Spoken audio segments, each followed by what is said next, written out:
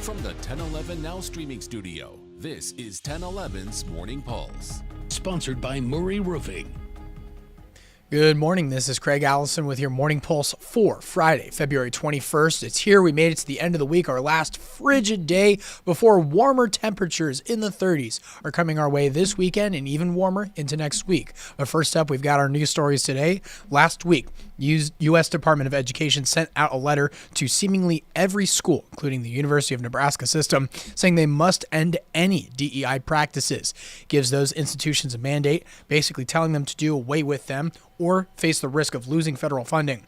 NU President Dr. Jeffrey Gold released a statement saying in part, quote, "In response to this letter, our university has initiated an immediate chancellor-led comprehensive review of potentially relevant activities on each campus."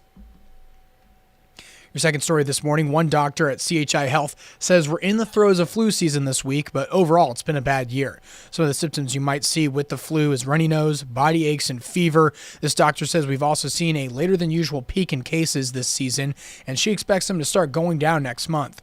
If you're not feeling well, stay home and wait to go back to work or school until you feel better.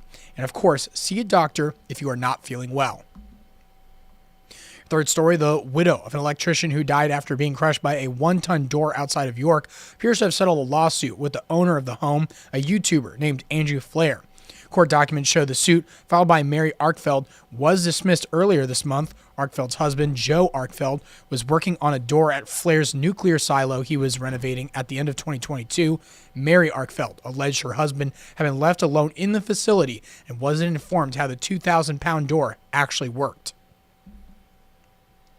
Your fourth story, Douglas County Sheriff's Office is sending out a warning about what's being described as a more powerful version of fentanyl that's made its way into the Omaha Metro. Sheriff says while it used to take 1 dose of Narcan to reverse the impact, restore breathing with an overdose, now it's taking 2 doses and sometimes up to 4 or 5 to save a life. The drug is often secretly contained in pills that look like other prescription medications.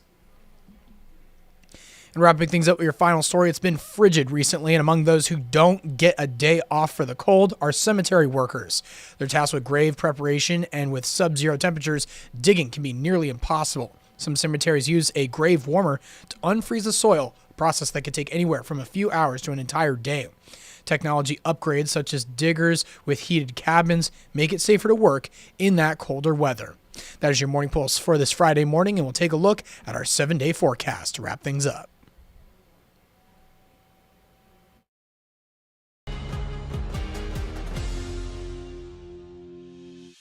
You've been listening to 1011's Morning Pulse.